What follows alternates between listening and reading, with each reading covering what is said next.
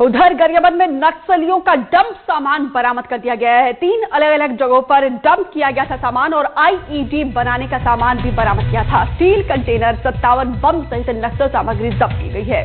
Police की E30 operation team की कार्रवाई हुई है। गोबरा पहाड़ी जंगल में कार्रवाई की गई है।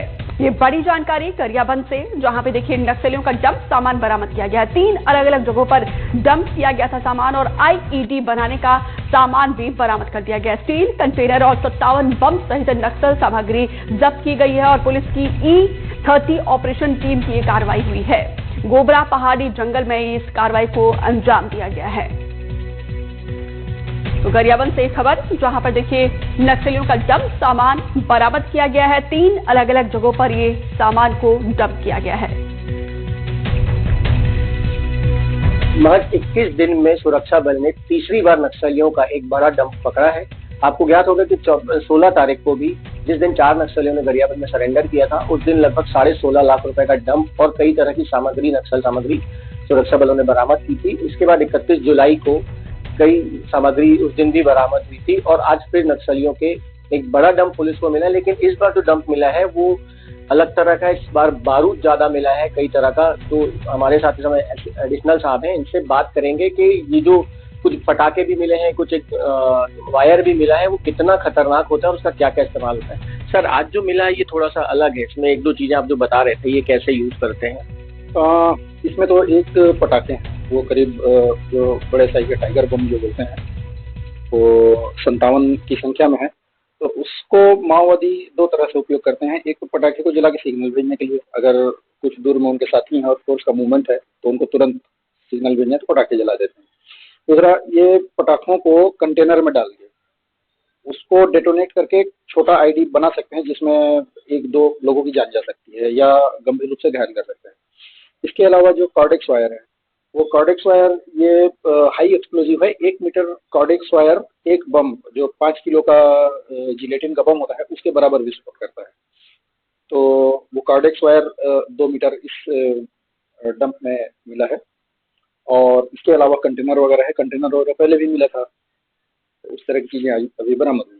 सर, 21 दिनों में लगातार तीसरी कार्रवाई, इसको कैसे देखते हैं? और ये जो नक्सली आत्मसमर्पण के बाद ज्यादा इसका वो जो डंप हमको लगातार मिल रहा है, उसका ग्राफ इसलिए ज्यादा बढ़ा हुआ है? हाँ, ऐसा कह सकते हैं, क्योंकि जनवरी में जो बड़ा एनकाउंटर हुआ था उसके बाद से सरेंडर भी बढ़े हैं। ऑपरेशंस तो हमारे लगातार समय के साथ में हो ही रहे हैं। और जितनी भी एजेंसीज यहाँ डिप्लॉयड हैं गरियाबंद और धमतरी जिले में, सारे कोऑर्डिनेटेड वे में लगातार ऑपरेशन चल रहे हैं।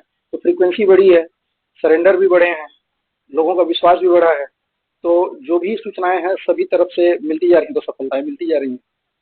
तो ये थे Naxal additional SP Dhirendra Kumar Patel sir, हमारे साथ बताया किस तरह की सामग्री बरामद हुई है, किस तरह से नक्सली उसका इस्तेमाल करते हैं और लगातार जो सफलता मिल रही है, कहीं न कहीं सुरक्षा बलों का भी हौसला काफी बढ़ा हुआ है और जो सफलता मिल रही है उससे जनता में भी एक विश्वास पैदा हो रहा है। एनडीटीवी के लिए हिमांशु सांगानी, गरियाबंद।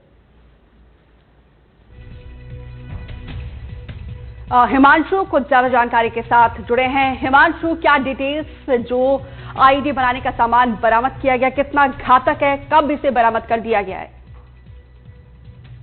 जी देखिए, सारा जो सामग्री है जो आज ही बरामद की गई है। और ये जो नक्सल एसपी है धीरेन्द्र पटेल, इन्होंने बताया कि आज जंगल में सर्चिंग के लिए जब टीम निकली हुई थी उस दौरान ये सारी सामग्री बरामद हुई है। और मैनपुर क्षेत्र के अंतर्गत गोना का जो जंगल आता है वहां पर 3 अलग अलग जगहों पर ये सामग्री डंप की गई थी, जिसमें गरियाबंद, धमतरी और नुआपाड़ा के जो माओवादी हैं उनका ये सामग्री उनकी बताई जा रही है। और इसमें कई तरह के जो नॉर्मल पटाखे होते हैं उसमें 57 लगभग बड़े बम बरामद हुए हैं। कॉर्डेक्स करके एक वायर हुआ है जो काफी खतरनाक बताया जा रहा है। एडिशनल एसपी ने बताया कि इस वायर में गठान लगाकर 10 से 12 गठानों के बाद एक 200 से 150 फीट की जगह को पूरी तरह से उड़ाया जाता है। तो ये काफी खतरनाक बताया जा रहा है। जी, तो ऐसे में देखिए ये जो इतना खतरनाक, इतना घातक ये सामग्री जब्त की गई है, कहीं ना कहीं ये भी एक हमारे जवानों की बड़ी उपलब्धि है कि इसे देखिए समय से पहले ही इसको बरामद कर दिया गया।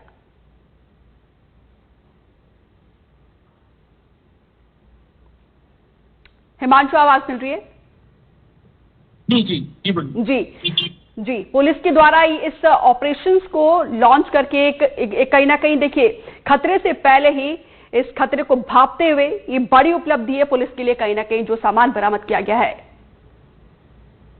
जी देखिए, मैं आपको बता दूं, पिछले अगर 21 दिनों की बात करें तो पिछले 21 दिनों में ये तीसरी जो पुलिस को सफलता मिली है। 17 एक डंप बरामद हुआ था जिसमें लगभग 16.5 लाख रुपए बरामद किए थे और कई तरह का नक्सली सामग्री थी। इसके अलावा 31 अगस्त को भी फिर एक सामग्री बरामद की थी नक्सलियों की, तो पंडरी पानी और सीसा सेट के जंगल में बरामद हुई थी। इसी तरह से आज फिर एक तीसरी सफलता मिली है।